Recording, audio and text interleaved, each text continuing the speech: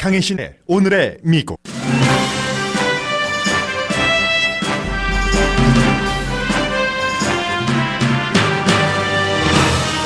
켄터키와 버지니아주 주요 선거에서 민주당이 이겼지만 그렇다고 트럼프 대통령이 유권자로부터 거부당한 것도 아닙니다. 선거 결과는 인구 변화와 정책에 더 큰 영향을 받은 것으로 보입니다. 대통령 탄핵 절차는 조사가 깊어질수록 공화당의 대응이 달라집니다. 공화당 정치인들이 더 이상은 미국과 우크라이나 대통령 사이의 전화에서 아무 일도 일어나지 않았다고 말할 수 없게 됐습니다. 아무도 그를 인정하지 않을 때 트럼프 대통령을 지지했지만 결국 대통령에게 버림받은 제프 세션스 전 법무장관이 오늘 원래 자리였던 엘라바마주 상원의원 선거에 출마한다고 밝힐 예정입니다. 트럼프 대통령이 그를 공화당 후보로 지지할지 반대할지가 주목됩니다. 유럽이 국제 문제에서 트럼프 대통령의 미국을 피하면서 중국과 파트너로 일하고 있습니다. 미국인은 이미 할러데이 쇼핑을 할 준비가 됐습니다. 올해는 적어도 3분의 1 정도는 세일을 해야지 살 것이고 선물의 반 정도를 온라인으로 구입한다는 말을 하는 미국인이 40%가 넘습니다. 에어비앤비가 모든 등록자를 점검하고 더 확실한 리펀드 제도를 도입한다고 밝혔습니다. 태양열 에너지와 블록체인이 일상생활에 빠른 속도로 들어옵니다. 볼보는 전기자동차 건전지 시스템에 블록체인을 도입합니다. 텍사스주에서는 임무를 다한 경찰견을 제대로 대우하는 법안이 통과됐습니다. 지금까지는 은퇴한 경찰견을 물건처럼 취급했습니다.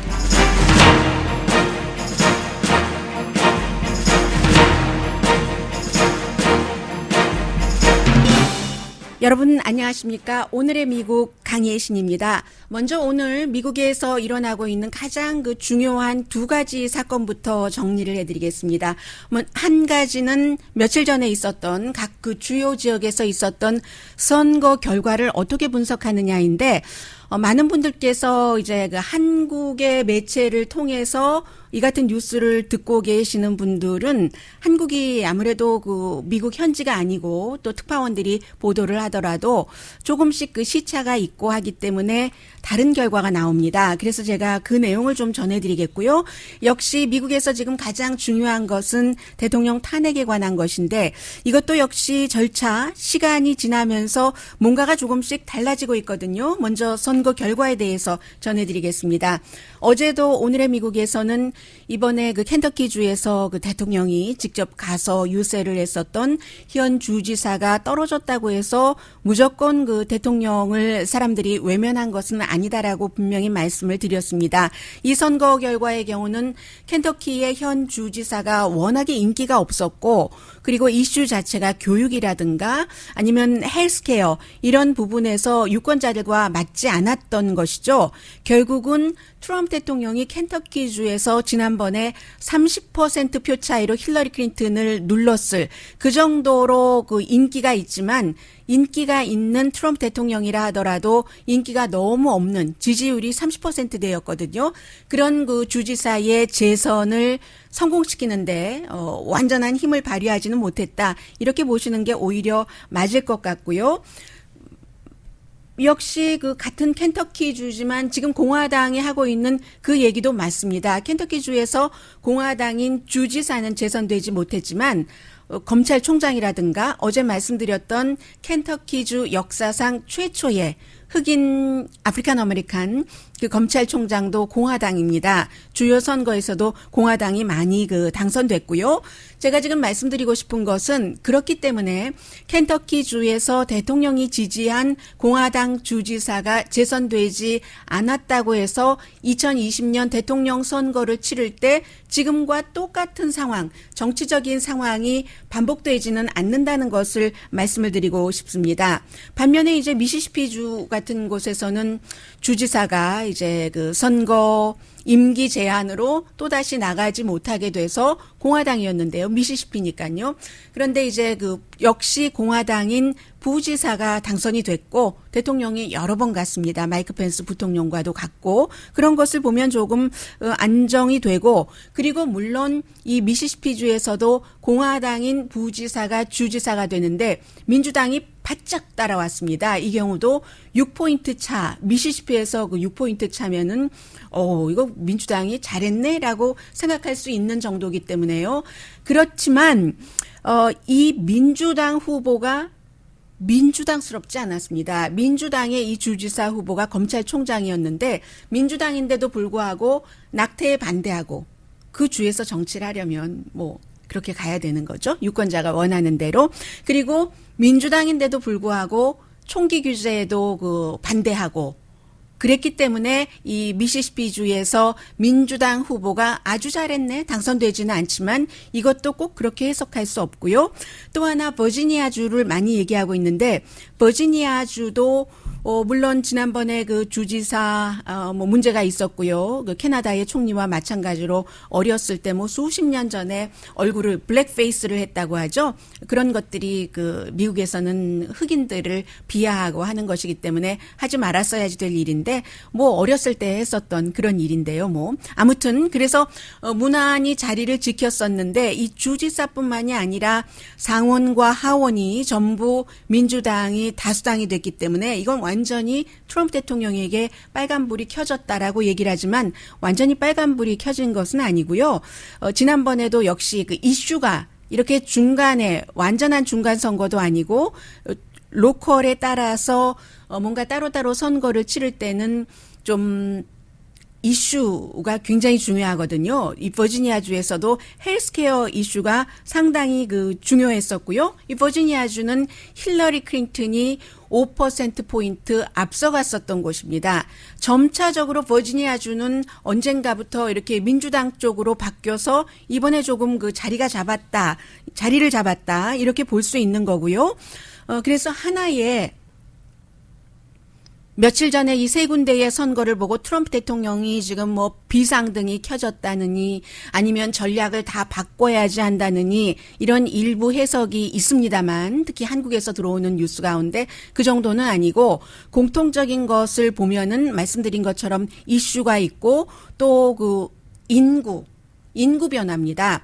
켄터키주에서도 그렇고 미시시피주에서도 그렇고 여러 가지 그 선거 결과를 보면은 시골과 도시의 인구 차이 또 버지니아주에서도 뭔가 인구가 증가하는데 도시에서 인구가 증가하면 민주당이거든요.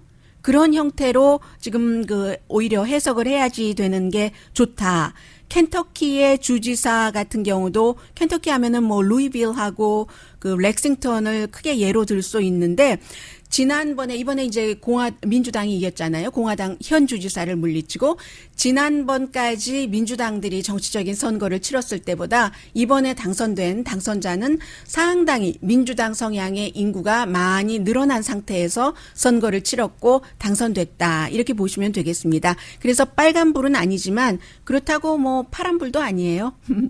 그런데 뭐 트럼프 대통령 이번 몇 군데 선거 보니까 다 완전히 망한 것 같다. 이런 형태는 아니라는 말씀 드리고요. 그리고 이제 루이지아나주로 가는데 루이지아나주로 가서 뭐 선거가 뭐 며칠 남았습니다. 치러지는데 이제 당연히 최선을 다하겠죠. 그리고 이제 그곳에 어떤 운동 경기장도 가는데 대학교요. 운동 경기장에서 대학교 측에서 대통령이 엘라바마주에서 열리긴 하지만 루이지아나 팀과 엘라바마가 같이 겨루는 것이기 때문에 최근에 이제 운동 경기장에서 대통령에게 야유를 막 퍼부은 그런 사람들이 있기 때문에 이번에 아주 단단히 학교에서 단속을 한답니다. 그리고 이제 또 하나는 탄핵에 관련된 건데 이 탄핵은 증인이 나오면 나올수록 또 뭔가 연방 하원에서 증인을 소환을 해서 조사한 결과를 발표하면 발표할수록 공화당 정치인들이 대통령을 지지하고 방어하는 그런 입장이 조금씩 바뀝니다. 그래서 처음에는 뭐 그런 일이 있었겠어? 라고 하더니 이제는 날이 갈수록 전화 통화를 하기는 했는데 그런데 하면서 조금씩 그 입장이 바뀌고 있습니다. 그리고 결국은 논점이 바뀔 수밖에 없게 돼 있습니다. 오늘 원래는 그 존 볼튼 국가안보보좌관을 하원에서 지금 그 초대를 해서 청문회에 출석을 시켜서 뭔가 얘기 듣고 싶어 했는데 존 볼튼 그 나가지 않았고요.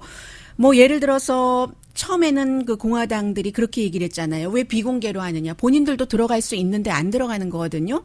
하원이 민주당이 다수당이지만 그 소위원회, 탄핵 청문회를 여는 소위원회에는 당연히 몇 명씩 적긴 하지만 공화당 의원들도 있기 때문에 지금 안 들어갑니다. 들어가 봐야 민망하고 그리고 그 안 들어가야지 공화당이 왜 비공개로 하느냐라고 얘기할 수 있기 때문에 그 뒤에 낸시 펠로시 하원의장이 그래 그러면은 뭐 처음에는 왜 니네들끼리 하냐 하니까 투표를 전체적으로 해서 놀랍게도 민주당에서도 대통령의 탄핵 조사에 반대하는 의원은 단 2명밖에 없었습니다. 제가 왜 단 2명이라고 말씀드리냐면 민주당이니까 100% 지지를 해야지 된다. 그건 아닙니다. 왜냐하면 민주당들 가운데서도 공화당이 강한 그런 주의에서 의정활동을 하고 있는 사람도 있고 어차피 상원에서는 지금도 통과되지 않을 확률이 높다고 생각하기 때문에 여러 가지 그 자신의 정치적인 계산을 볼 때 처음에는 반도 안 됐어요.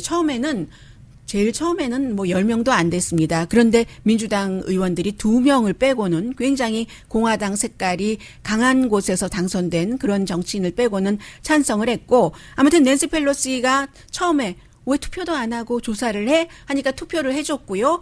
그리고는 이제 고든 선들랜드라든가 윌리엄 테일러라든가 팀 모리슨이라든가 이렇게 EU 대사, 우크라이나의 대사 대행 그리고 존 볼튼이 있었을 때 최근에 그만뒀습니다. 국가안보위원회에서 대통령에게 러시아와 우크라이나, 뭐 유럽 이런 문제에 대해서 자문을 했던 사람들도 말을 바꾼 사람도 있잖아요. 처음에는 그 유럽 대사 같은 경우에 조 바이든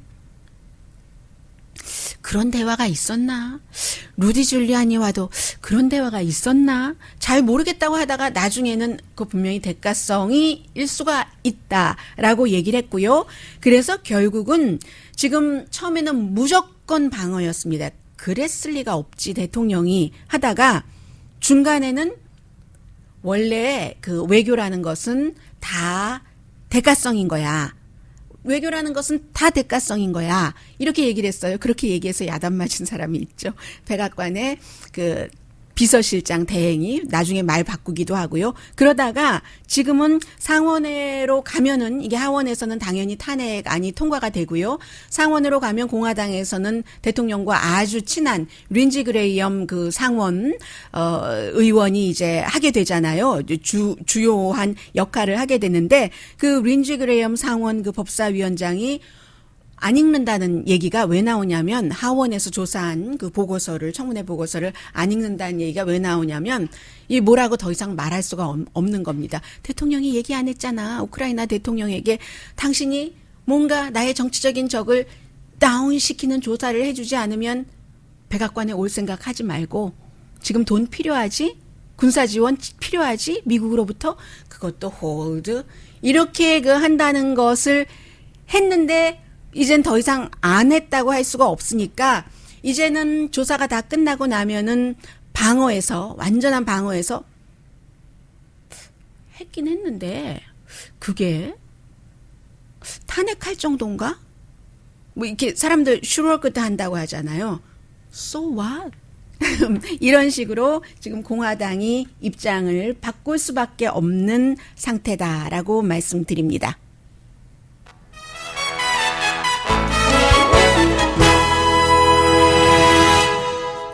그러면 잠시 뒤에 미국의 중요한 뉴스도 있고 그리고 그렇게 된다 하더니 이제 본격적으로 미국을 빼고 다른 나라들끼리 서로 우리 친구하자 하는 것을 하기 시작했습니다. 잠시 뒤에 뵙겠습니다.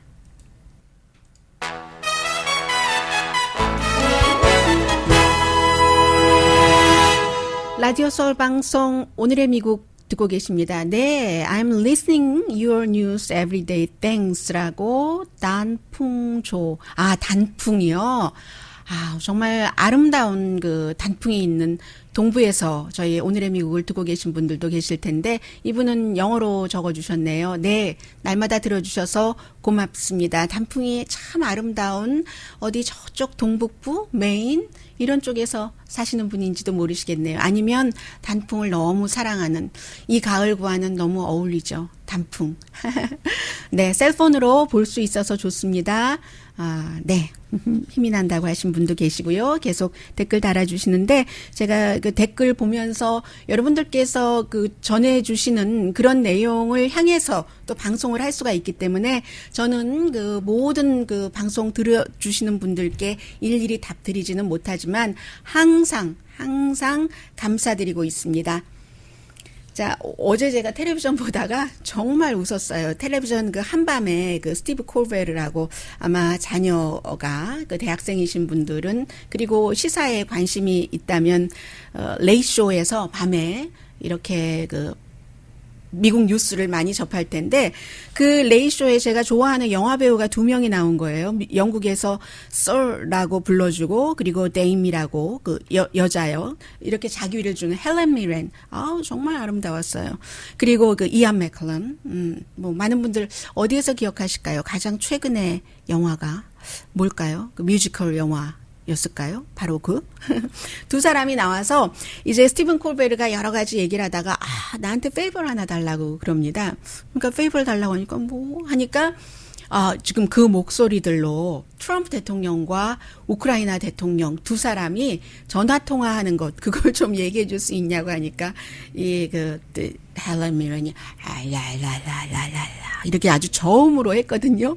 그러고 나니까 나중에 이 스티븐 콜베르가 뭔가를 준비하고 있었던 작은 나무 망치를 땅땅땅 두드리더니 guilty 이렇게 얘기를 했습니다.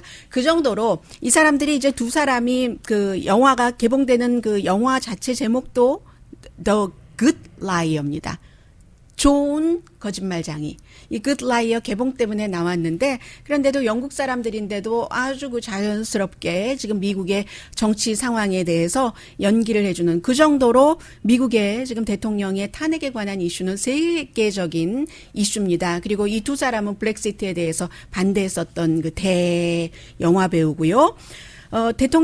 미국 대통령이 지난번에 로버트 멀러 특별검사의 수사 결과 러시아가 미국 선거에 개입을 했느냐, 그리고 또 그 트럼프 대통령이나 대통령 캠프에서 뭔가 잘못한 게 있는가, 그 점에 대해서 그 로버트 멀러 특별검사가 수사하고 보고서 발표했을 때 바로 윌리엄 바 법무장관이 대통령은 무죄다라고 기자회견을 해줬기 때문에 이걸 또 기대하고 윌리엄 바에게 이번에도 우크라이나 그 전화통화에서 대통령은 아무 문제 없었다고 그렇게 얘기를 해달라고 요청을 했는데 윌리엄 바가 거부했으니까 안 나온 거죠. 이것도 그 뒤를 읽어보면 이런 게 있습니다. 지난번에 로버트 멀러 특별검사 수사 그 부분에는 윌리엄 바 법무장관이 전혀 개입되지 않은 문제인데 이번에 우크라이나 대사와 대통령과의 전화통화에서는 미국 대통령이 그 문제요. 조 바이든 아들과 조 바이든 좀 조사 좀 하고 그 문제에 대해서 내 개인 변호사 루디 줄리아니와 윌리엄 바 이 두 사람과 접촉하세요? 라는 여러 번 나오거든요. 그 얘기가 트랜스크립에 보면은. 그렇기 때문에 본인이 조금 연관되는 것이기도 하고 거리를 둘 때는 거리를 두는 겁니다. 그래서 아직까지는 대통령과 사이가 좋은데 모르겠어요. 왜냐하면 지금 그렇게 처음에 사이가 좋아서 아무도 그를 쳐다보지 않을 때 그의 이름을 불러서 대통령이라는 꽃을 만들어주는데 큰 기여를 했었던 제프 세션스가 바로 지금의 그 윌리엄 바 자리에 있었죠. 엘라바마주에서 오랜 동안 이 사람이 1997년부터 2017년까지 상원의원을 했고 백인 우월주의에 가까운 성향을 갖고 있어요. 제프 세션스가. 그래서 이민자들 굉장히 싫어하고 이민 이슈에 대해서는 제프 세션스도 법무장관으로 있을 때 굉장히 많은 것을 해줬습니다. 그런데도 러시아 사태에 대해서 법무장관이 대통령에게 좋은 이런 일을 하지 않았다고 해서 결국은 계속 트위터로 내가 정말 잘못 뽑았어. 최악의 장관 선정이었어. 이었어. 하다가 선거 끝나자마자 탁 버려버렸잖아요. 이 사람이 다시 엘라바마주의 상원 의원에 도전을 한다고 하거든요. 가만히 기억해 보시면 엘라바마주에서 이 방송 듣고 계신 분들 안녕하세요. 오늘의 미국입니다. 그 당시에 공화당에서 트럼프 대통령이 엄청 지지를 했었던 사람이 그 제프 세션스가 장관이 됐기 때문에 공석이어서 특별선거를 치러줬었잖아요. 그 사람이 주 검찰이었는데 검찰 당시에 뭐 14살부터 뭐 30살 굉장히 많은 여성과 부적절한 관계를 가졌다 해서 결국은 그 엘라바마인데도 정치 경험 별 없는 그런 민주당을 지금 상원 의원으로 뽑았잖아요. 지금 그 사람의 도전을 하겠다는 얘기인데 이게 묘한 거죠. 여기서 저는 트럼프 대통령의 그 입장을 보고 싶습니다. 트럼프 대통령이 제프 세션스를 그렇게 쫓아내놓고 제프 세션스 한석이라도 또 중요하니까 그를 지지할까?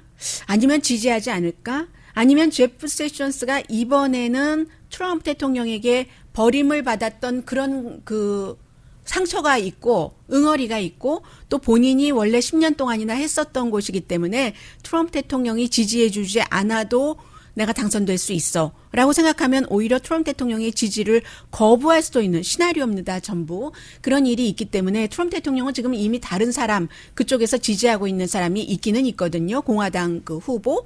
그래서 이 점이 굉장히 주목이 된다고 말씀드릴 수 있겠고요. 또 하나는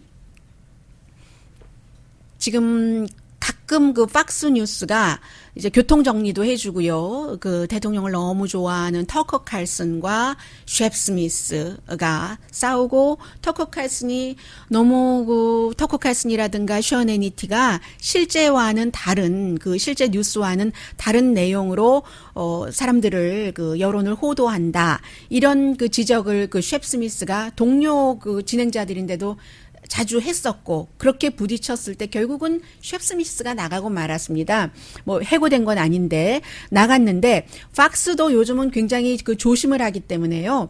팍스의 CEO가 팍스의 진행자들과 그리고 그 팍스의 그 스태프들에게 이메일을 보냈는데 지금 우크라이나 사태 때문에 누가 내부 고발을 해서 이런 사태로 왔느냐 그 내부 고발자를 상당히 그 비난을 하고 싶은 그런 마음으로 내부 고발자의 신원을 공개하기를 원하는 사람들이 상당히 많고 공화당의 일부 매체에서는 지금 실제로 그 내부 고발자의 신원을 얘기를 하고도 있거든요. 또 션 해니티 같은 경우도 내가 그 한두 명이 아니라 여러 명의 나의 아는 사람을 취재해 본 결과 이게 유행이에요. 요즘 한국에서도 그런 얘기 많이 하잖아요. 내가 취재한 결과 검찰과 다르다. 내가 취재한 결과는 이렇다라고 얘기를 하는데 션 해니티도 내가 취재한 결과 나는 그 실제로 그 몇몇 이름을 알고 있는데 아직은 얘기하지 않겠어라고 얘기를 하고 있고 팍스는 조심해라. 그 내부 고발자의 이름에 대해서 말하지 말아라. 이게 왜냐하면 그 매체로서는 그 법적 소송이 될 수가 있는 거죠. 그리고 실제로 미국 법에서 대통령 중심제이기는 하지만 그 대통령이 무한정 그 권한이나 여러 가지를 누릴 때 그런 때 이런 것을 감시하고 자연스럽게 해야지 되기 때문에 내부를 고발할 수 있게 한 것이잖아요. 그래서 이제 그러한 내부 고발자를 법으로 신분을 보호할 수 있게 돼 있고 그리고 내부 고발자의 신분 보호에 대해서는 지금까지 공화당뿐만이 아니라 공화당, 민주당 모두 그 지지해 왔었던 그런 이슈이기도 합니다. 지금 마이크 펜스 부통령의 그 보좌관이죠. 보좌관으로서 7월 25일 지금 계속 문제가 되고 있는 그 전화 통화를 직접 들었던 사람이 그 하원에 청문회에 나갔네요. 이번에는 백악관에서 처음 나간 사람 아닌가요? 무슨 보좌관 이런 사람들 말고요. 가서 얘기를 하고 있는데 문제는 부통령이 얼만큼 알고 있었는가? 이 문제에 대해서 본인은 뭐 몰랐다라고 얘기하니까 그게 이슈가 될 것 같고요. 어제 그 드러지 리포트에서 다른 매체를 인용해서 살짝 그 올린 것을 보니까 이 마이크 펜스 부통령은 결국은 트럼프 대통령이 사임하는 것을 지지할 것이다 하는 그런 내용도 나오고 있습니다. 그리고는 이제 더 중요한 내용을 제가 말씀을 드리겠어요. 지금 이제는 그 유럽에서 뭔가 큰 이슈가 있을 때 백악관으로 전화하지 않습니다. 중국으로 직접 갑니다. 이 내용 지금 시간이 많이 됐으니까 잠시 뒤에 다른 뭐 경제 뉴스 등등과 함께 전해드리겠습니다. 이 내용이 여기죠? 네.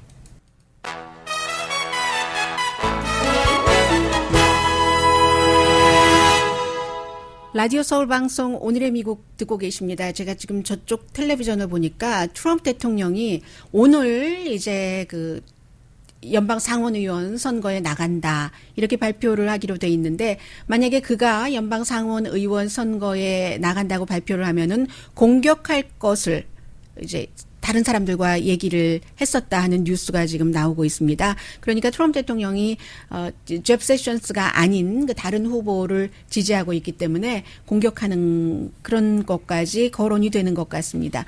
그런 얼마나 그 동지를 넘어서 고마웠던 사람이죠. 제프 세션스라는 사람이. 그런데 관계라는 게 그렇죠, 뭐. 네. 제가 말씀드린다고 하고 말씀을 못 드렸습니다. 저희 그 한국 TV 앱은 어떻게 보시면 되냐면 애플 전화기나 삼성 전화기요, 안드로이드 전화기를 갖고 계시는 분들 앱스토어에 가셔서 한국 TV 한자로 영어입니다. HANKOOK TV를 찍어서 다운로드 받으시면 그대로 지금 오늘의 미국도 보실 수 있고요. 편하시게 보시려면은 유튜브에서 라디오 서울 이렇게 치셔서 지금 라이브로 보실 수 있습니다. 좀 전에 보니까 캐나다에서 어떤 분이 방송을 들으신다고 하는데 정말로 요즘은 방송을 하는 저희나 또 그 방송을 들으시는 여러분이나 아니면 뭐 장사를 하시는 분들이나 모든 분들이 다 세계가 하나이기 때문에 그런 것을 얼마나 하겠어? 라고 생각을 하는 게 아니라 뭔가를 다 이렇게 연결을 해놓고 점조직처럼 그러지 않으면은 안 될 것 같아요. 왜냐하면 속도가 또 빨라지고 있기 때문에 사회가 변하는 그런 추세가 그런 것 같습니다. 지금 벌써 다른 주에서 오죠. 또 뭐 캐나다 같은 데서 방송 듣고 보고 하신다고 하죠. 자, 먼저 아주 중요한 문제부터 전해드리겠습니다. 지금 프랑스의 임마누엘 마크롱 대통령이 2018년도에 중국을 갔었고요. 시진핑 중국 국가주석도 또 프랑스에 갔었고 시진핑 주석이나 또 프랑스의 임마누엘 마크롱 그 대통령이나 우리 날마다는 아니고 날마다 어떻게 왔다 갔다 하겠어요. 그렇죠? 뭐 바다를 건너서 중국과 프랑스 그건 좀 안 될 것 같고요.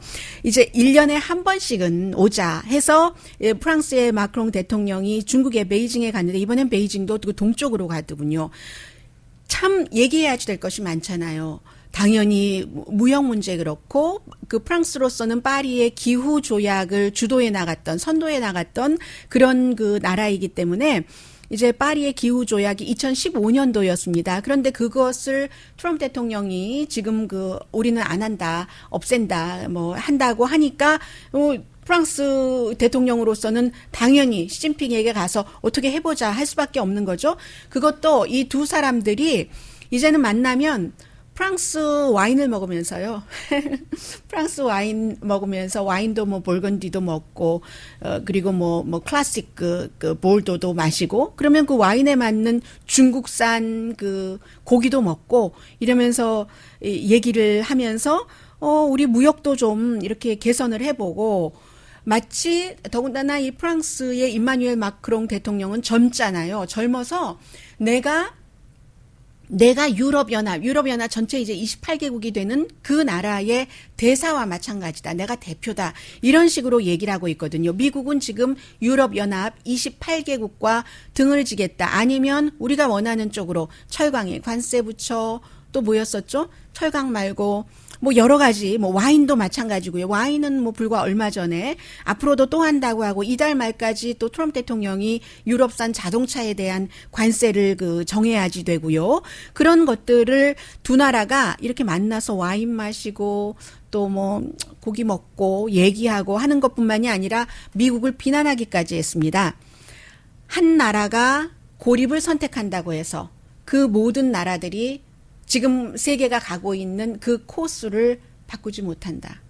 그 한 나라만 고립될 뿐이다. 이런 얘기를 분명히 했고요. 그래서 이제 중국에는 프랑스로서 요구할 게 많죠. 왜냐하면은 그 유럽연합의 다른 국가들도 미국과 마찬가지로 중국이 너무 그 무역에 있어서 보호 정책을 쓴다 이런 주장을 많이 했거든요. 그렇기 때문에 중국의 지적재산권 보호라든가 아니면 그 국가의 여러 가지 그 산업을 보호하는 이런 정책 때문에 유럽에서도 싫어하고 그때마다 많은 사람들이 트럼프 대통령에게 이런 진언을 했습니다.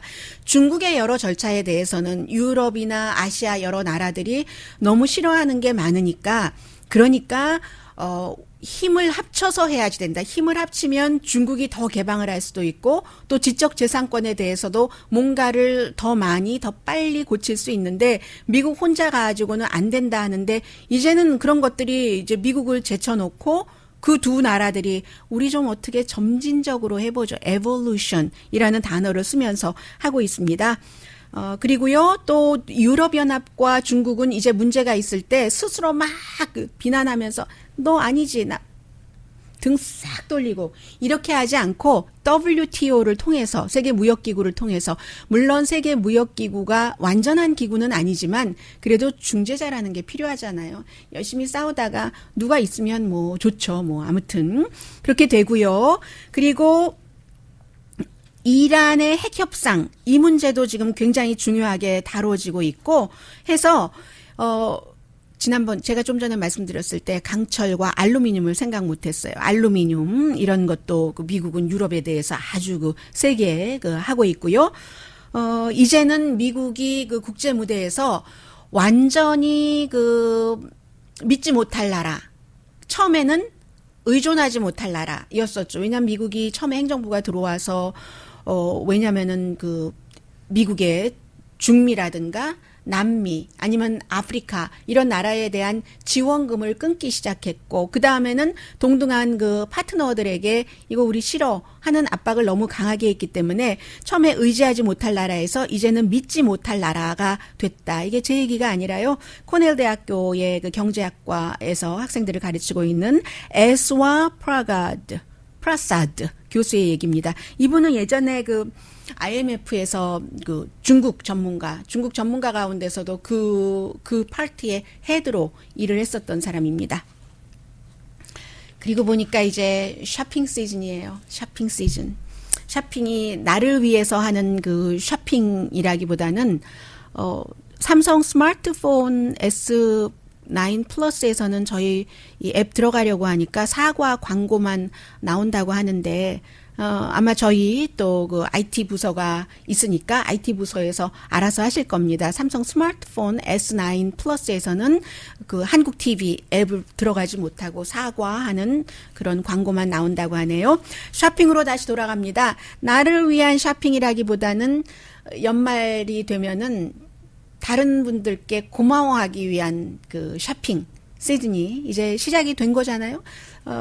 물론 본격적으로는 땡스기빙 데이 지나고 나서 시작이 되겠습니다만은 그래서 날이 가면 갈수록 쇼핑도 처음에 시작할 때는 작게 할인폭이 15%만 돼도 고마워하다가 30%도 고맙죠. 그러다가 이제는 적어도 내가 살려는 물건의 반 정도는 30% 이상이 아니면 안 산다. 많은 분들이 그렇게 얘기를 하셨고요. 이 내용이 요즘에 많은 저널리스트들이 아주 좋아하면서 보고 있는 저도 좋아합니다. 이 매체 엑시오스와 컨퍼런스 보드가 공동으로 여론조사를 해본 겁니다. 평균으로 여러분들께서는 올해 선물 사실 때 얼만큼이나 돈을 쓰려고 생각을 하세요?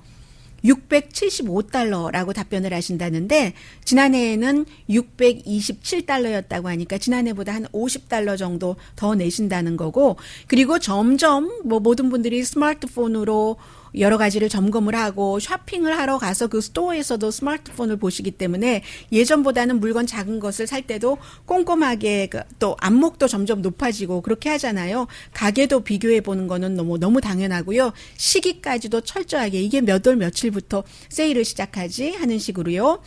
그리고 또 하나는 온라인 쇼핑이 늘어나서 2017년도에는 적어도 내가 사는 물건의 반 정도는 그 온라인에서 구입을 하겠다. 이것도 많은 편인데요. 37%였습니다. 그런데 이번에 여론조사를 한 것을 보니까 응답자의 42%가 내가 사려고 하는 그 기프트의 선물의 42%의 응답자가 그 정도는 적어도 반은 사려고 하는 물건의 반은 온라인으로 산다. 이런 얘기를 하셨고요. 에어비앤비는 또 하나의 추세로 자리를 잡고 있죠. 그리고 캘리포니아주에서 그 도시가 어느 도시였었죠? 얼마 전에 사고가 나서 파리 하우스라고 해서 오린다라는 곳에서 5명이 숨졌죠. 5명이 숨지고 전부 30살 미만이고 19살 소녀도 1명 숨졌는데, 그래서 어제 그 에어비앤비의 CEO가 전반적으로 그 여러 가지 그 계획을 밝히면서 브라이언 그 최스키라는 사람인데 한 700개의 어카운트가 있는가 봅니다. 에어비앤비 들어갔다가 또 뭐 나갔다가 들어갔다 나갔다 리스팅이 그렇게 되겠죠. 그래서 이 모든 것을 앞으로는 철저히 그 점검을 해야지 되겠다. 이런 그 얘기를 했고요. 소비자가 그 마음을 편안하게 저희 에어비앤비를 쓰실 수 있도록, 정말 미국적인 표현으로 하자면 그 CEO의 표현을 그대로 빌리자면은 peace of mind. 소비자들의 peace of mind을 위해서 당연히 에어비앤비로서는 그렇게 하게 되겠죠. 오랜 동안 이런 것을 구상을 했는데 이제야 할 수 있게 됐다라고 얘기를 했고 24시간 핫라인도 마련했다고 하고요. 여기까지만 전해드릴까요? 또 하나가 있네요. 광고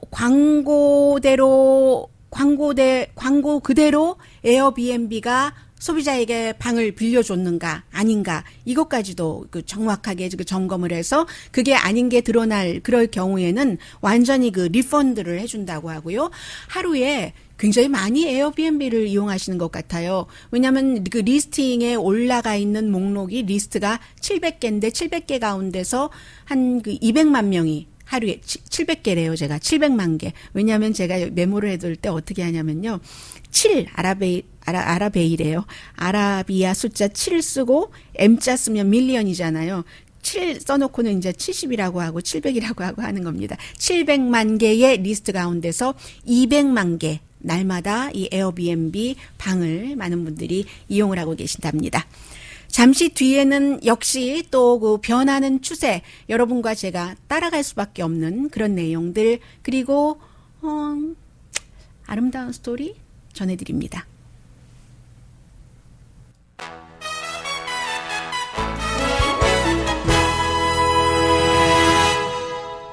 라디오 서울 방송 오늘의 미국 듣고 계십니다.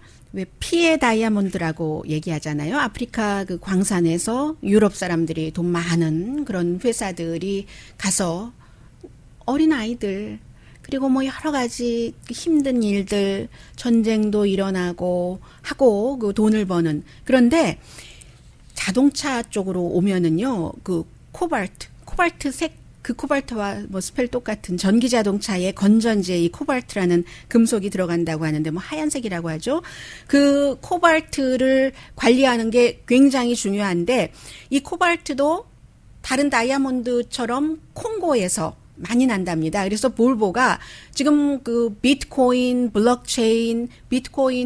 블록체인이라는 그 시스템을 더 개발하고 하는데 하나의 상품이다라고 이제 그 정도만 뭐 관심 없으신 분들은 알고 계시면 괜찮겠고, 나중에는 은행도 다 없어지고 우리가 이제 그 블록체인 시스템으로 된다 뭐 이렇게 되는데, 그 블록체인 시스템을 활용을 해서 이 콩고의 그 코발트 공급망이 그 다이아몬드, 피의 다이아몬드처럼 처절하게 이렇게 이루어지지 않는가 하는 투명성을 본답니다.